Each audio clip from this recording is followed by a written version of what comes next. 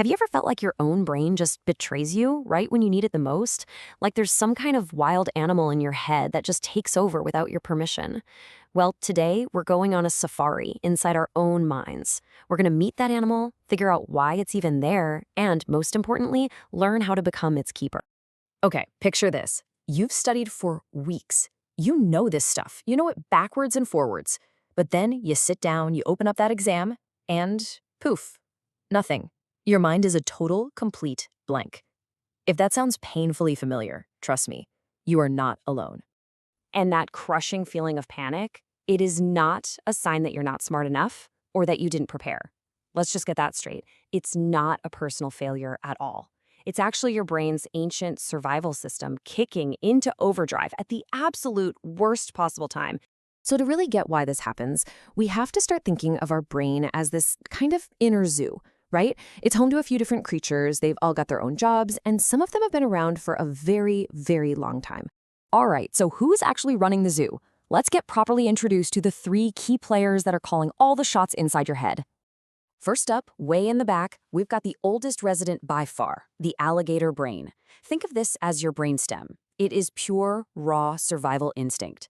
It handles all the stuff you don't have to think about, breathing, your heartbeat, and of course, that super important fight or flight alarm system. Living right next door is the mammal brain, or your limbic system. This is the zoo's emotional headquarters. It cooks up these powerful chemically charged memories, and it's basically the alligator's lookout, always scanning for danger. And yeah, this is the enclosure where anxiety first starts to wake up. And finally, right up front, we have the most advanced creature in the whole zoo, the monkey or dolphin brain. This is your neocortex, your smart, thinking, logical self. This is the part of you that you want in charge during a test, and its main job? To be the zookeeper, keeping those more primitive animals calm and in their place. But what happens when the zookeeper gets distracted? What happens when the alligator breaks out of its cage? Well, this is how a simple piece of paper can suddenly feel like a predator hunting you down. And this slide, this really gets to the heart of the whole problem. Our brains are basically running on outdated software. I mean, the alligator's alarm system was built for a world filled with real physical threats.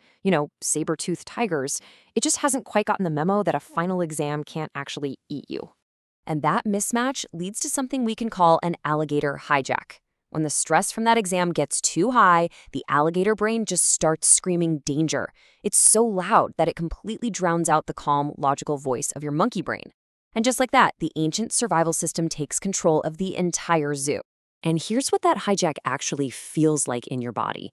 Your heart starts pounding, right? It gets hard to breathe. You might feel sick, start sweating. And that blank mind, that's your alligator literally shutting down all non-essential functions, like, remembering complex information. So you can focus on either fighting for your life or running away. Now, look, this whole inner battle thing, it isn't just a useful metaphor.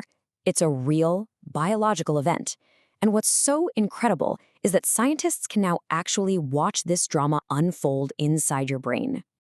So, researchers used this special cap to measure brainwaves and see what happens under two different conditions. First, they had people do a task that required a lot of focus, a real thinking task. And then they surprised them with a sudden, loud noise to deliberately trigger that stress response. And check this out. When people were thinking really hard, we see this huge spike in something called theta waves. You can think of these waves as the signature of the monkey brain getting to work. It's basically the electrical hum of deep concentration. But the second that loud noise hit, a totally different signal called gamma waves shot through the roof. This is the alligator brain sounding the alarm. This is the brain's 5-alarm fire bell, a clear, measurable sign of pure instinctual stress. So the takeaway is pretty clear, right? The focused zookeeper and the panicked alligator really do operate on different frequencies. The battle inside your head is real. And thanks to modern science, we literally have the receipts to prove it. Okay, so we've met the animals, we've seen the proof of the battle. Now for the most important part. What can we actually do about it? It's time to learn how to become the zookeeper. The very first thing to remember is this number, 90. That's it. 90 seconds. A neuroanatomist named Jill Bolt Taylor figured out that's about how long it takes for that chemical cocktail of a stress response, that rush of adrenaline, to totally flush through your system. The emotional wave will pass if you just let it. So, how do you ride that 90-second wave instead of getting wiped out? It really comes down to 3 simple steps. 1. Just notice the physical feelings, the fast heartbeat, the tight chest, and don't judge them. 2. Label it. Just saying to yourself, okay, my alligator alarm is going off. It takes away so much of its power. And 3. Reassure it.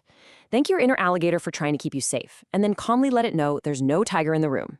You got this. You know, a huge part of being a good zookeeper is just changing the story you're telling yourself. Your brain might automatically spin this horror story that you're going to fail, that everyone will think you're an idiot. Your job is to catch that story and consciously choose to write a more realistic one. Because letting those unhelpful thoughts run wild, that's like tossing giant bloody steaks to the alligator. That inner critic, the voice telling you you're not good enough, that's its favorite food.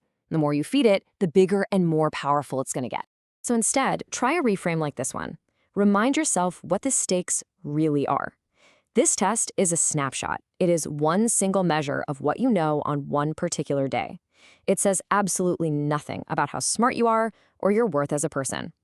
When you lower the stakes, the alligator starts to calm right down. Because here's the secret. Trying to fight your anxiety is like getting in the enclosure and wrestling with the alligator. You're just confirming that there's a real threat. The real power comes from just observing it calmly from a safe distance. Don't fight the wave, just watch it and let it roll on by.